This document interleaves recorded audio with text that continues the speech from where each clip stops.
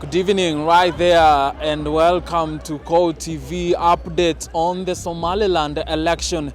The election that began this morning and kick-started at 7 a.m. We've been here and we've been giving you updates as this election and the process continues. We've seen international observers streaming into the country over the last few weeks. International election observation is a process whereby parties, candidates, citizen groups, and even organizations deploy observers to witness an electoral process, and this is what we've witnessed happening right here in Hargeisa and in other parts of the country as we witness this historic election happening right here in Somaliland. Now, there are different types of international or even domestic observers of this election, and this is what we want to put across so that we understand the process of election and the process of international observers giving their views and giving their views on the election. Number one, there are people who are called partisan citizen observers,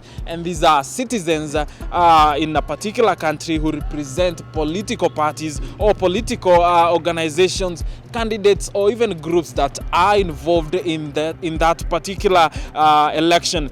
This can also be called, in other terms, party agents. They guard against activities that could undermine their political party's interest. This is number one, and they are called partisan citizen observers. Number two, we have non-partisan citizen observers. These are citizens who are not affiliated with any political party, any political organization or association or vying candidate, but then their only interest is to protect the integrity of the electoral process, and we believe we have that in this election process in Somaliland on the 13th of November.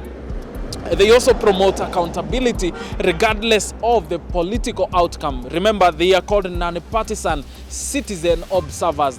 They are not involved in any political party, any political affiliation, and they give and promote accountability regardless of the political outcome.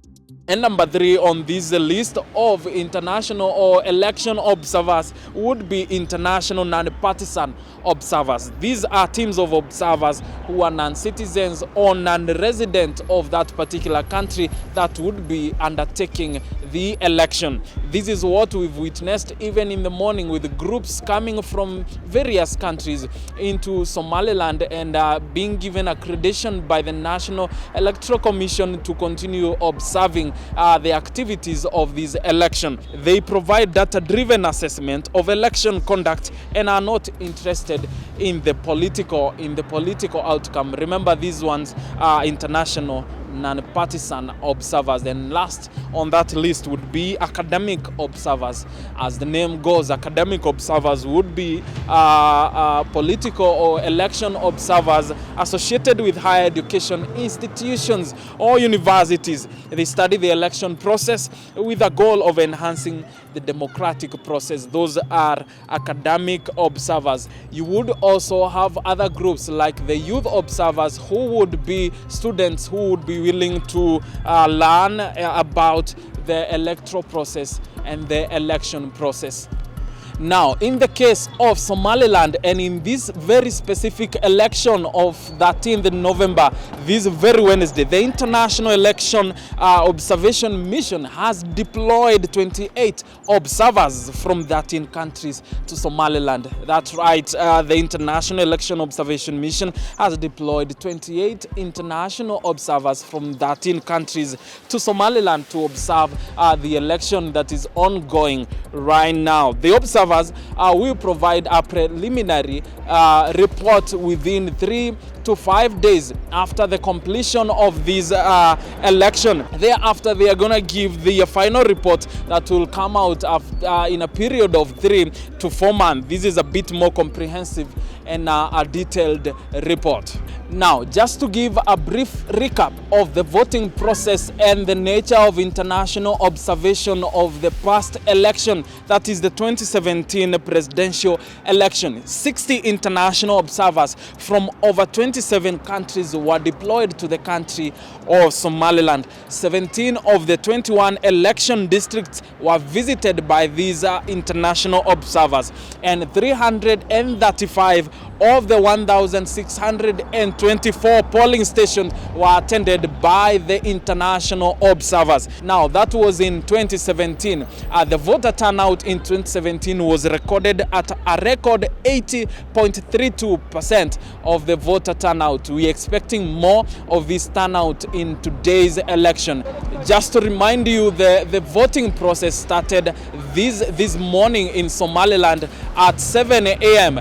But we witnessed from 5 a.m. The people of Somaliland, especially here in Hargeisa, were camped in various polling stations with lines, with long queues as they waited for the polling stations to be opened, which started the election process at exactly 7 a.m. Now, a total of 2,630 polling stations have been registered for this election process in Somaliland. A total of 2,630 polling stations across the 6 voting regions in Somaliland. Now, counting will begin as the polling station close the voting process of this day, and that will happen at 6 p.m. At 6 p.m. it is expected that polling will stop, the voting process will stop, and we will witness the beginning of the tallying process right here.